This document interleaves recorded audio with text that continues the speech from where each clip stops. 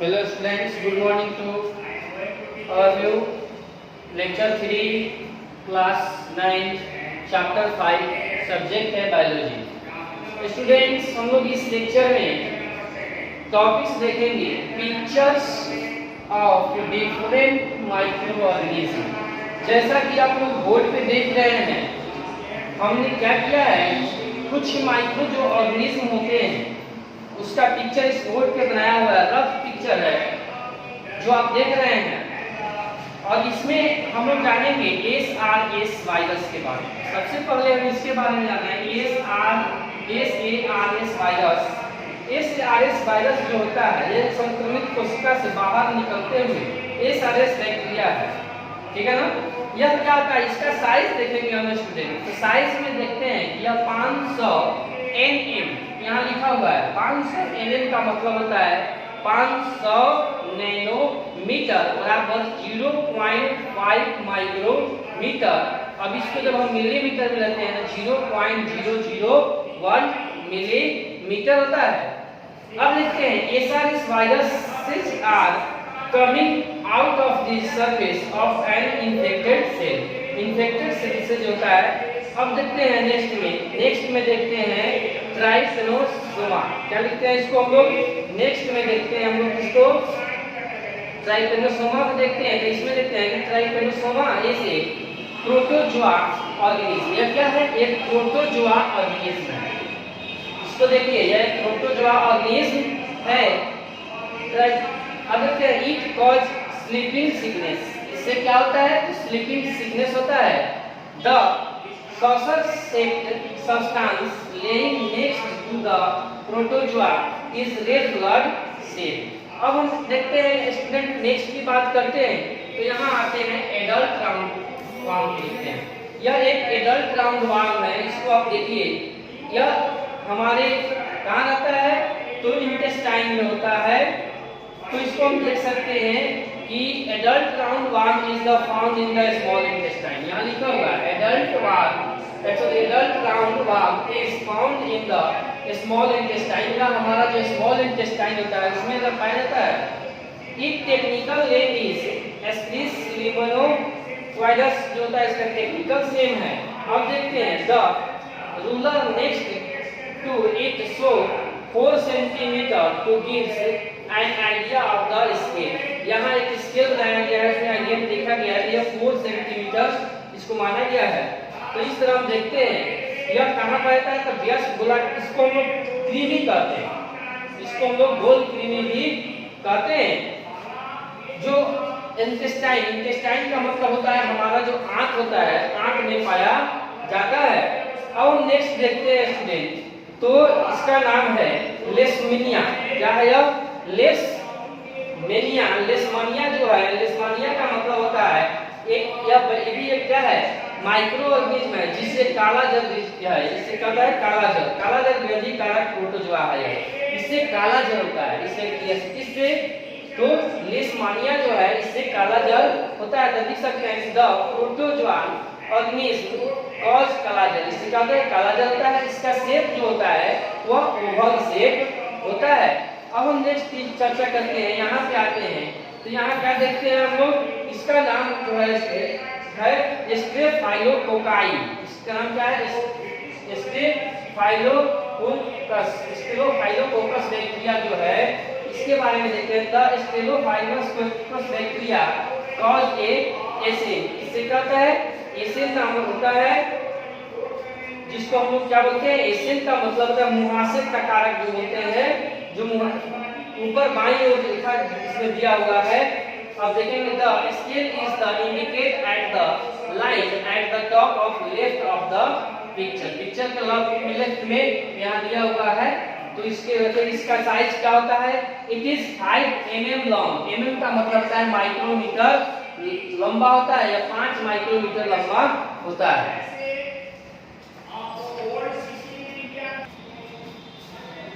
Next topic देखेंगे student, micro organism.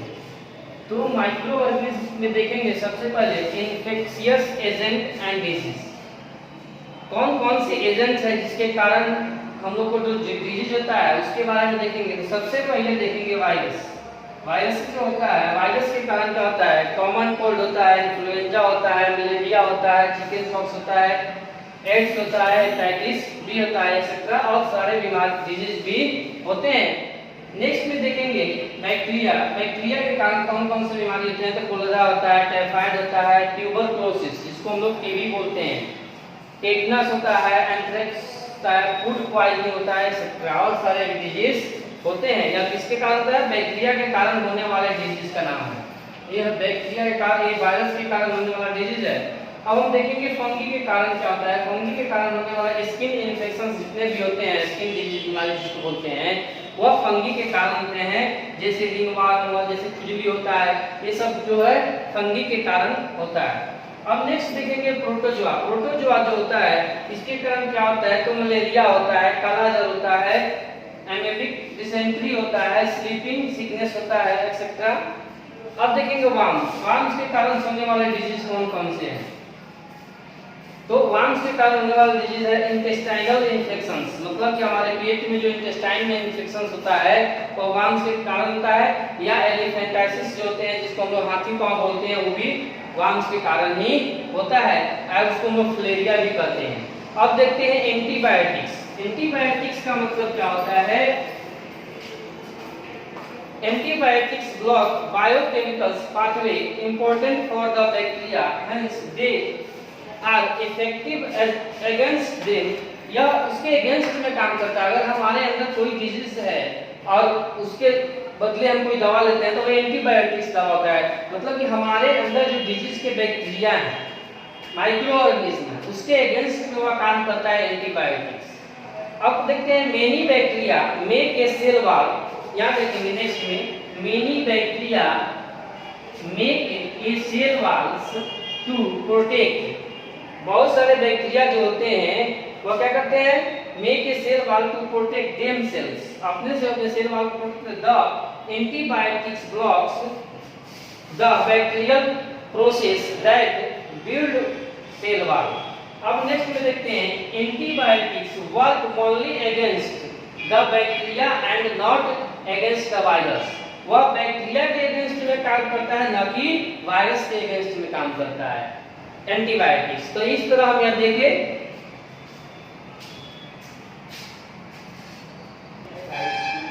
अब next topic देखेंगे student, means of the spread of infection disease. Infection जो disease होता है उसका कैसे स्प्रेड होता है, मतलब कि फैलता कैसे है, उसके बारे में देखेंगे।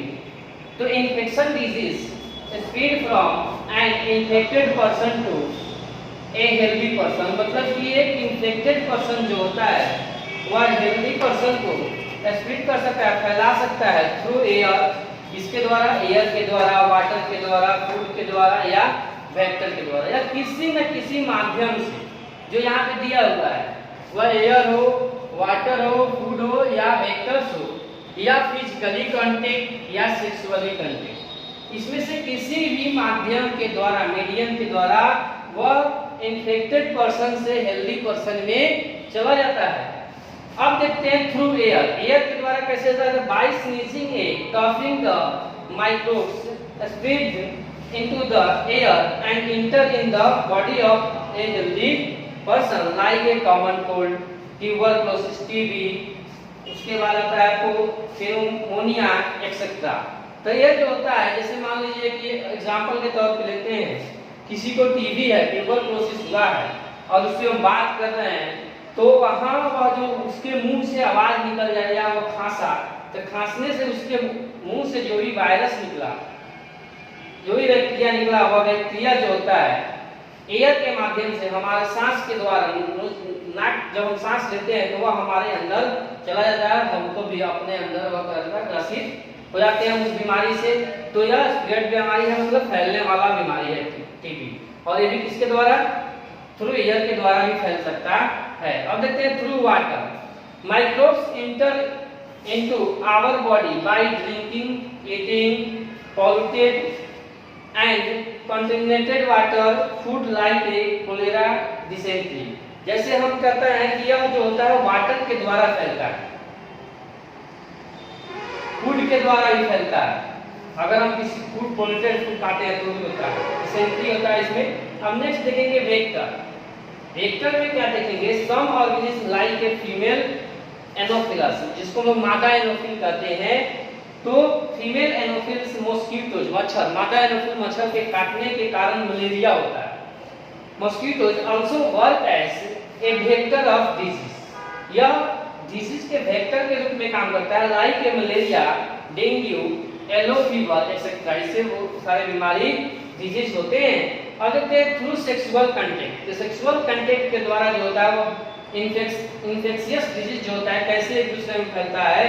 तो हम देखते हैं कि साइक्लस AIDS spread by sexual contact, या एड्स जो होता है वो सेक्सुअल कांटेक्ट के द्वारा जो होता है इन्फेक्टेड पर्सन से हेल्दी पर्सन में ट्रांसफर होता है। AIDS virus can also spread through blood transfusion, या ब्लड ट्रांसफ्यूजन के द्वारा अगर हम उसका कोई ऐसा व्यक्ति जो एड्स से ग्रसित है और उनका ब्लड को अगर दूसरे व्यक्ति को चढ़ा देता है, या वो जिस इंजेक्शन से उसको यूज किया गया है उस इंजेक्शन का यूज हेल्दी पर्सन में किया जा रहा है, तो उस व्यक्ति को भी एड्स होने का खतरा हो जाता है। तो क्या लिखे, blood transfusion and from the mother to her child, मतलब माँ से चाइल्ड में जाता है ड्यूरिंग द प्रेगनेंसी के समय, एंड थ्रू ब्रेस्ट फीडिंग, या ब्रेस्ट फीडिंग के समय जब माँ बच्चे को दूध पिलाती है उस समय भी यह बीमारी जो होता है बच्चे में हो जाता है। तो इस तरह हम यहाँ देखें लेक्चर 3। अब हम लोग नेक्स्ट लेक्चर 4 देखेंगे। आप लोग इसको देखिएगा, समझिएगा, पढ़िएगा, फिर आपको नेक्स्ट लेक्चर में हम नेक्स्ट टॉपिक बताएंगे। Thank you.